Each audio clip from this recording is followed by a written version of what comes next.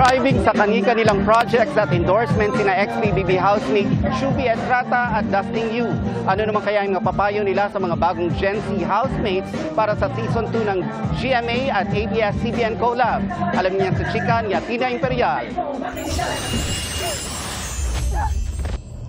Ang mga matatapang na taga Mineyave na naghahasik ng kasamaan at takot sa Encantadia Chronicles Sangre, may kinatatakutan pala in real life? Yan ang shinare ni Shuvi Estrata sa social media. Kailangan namin pumasok sa tunnel sa Intramuros. May mga paniki sa loob. So kailangan namin maging malakas. Pero si Shuvi tsaka si Bianca, hindi sila malakas. So kailangan namin i-contain yung takot namin para pagpasok namin. Busy ngayon si Shuvi sa endorsements at shoot ng upcoming GMA drama series na Master Cutter. Para mabawasan ang mental load amidst her busyness, nagme-meditate daw si Shuvi. Kaya ko nang hindi makinig sa mga negativity sa buhay ko. Ngayon, I'm able to withstand and just be more myself kasi I know my purpose.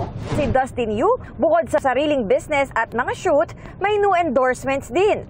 Soon, mas makikilala pa raw si Dustin ng kanyang fans sa The Dustin Experience Fan Meet sa December. Excited ako.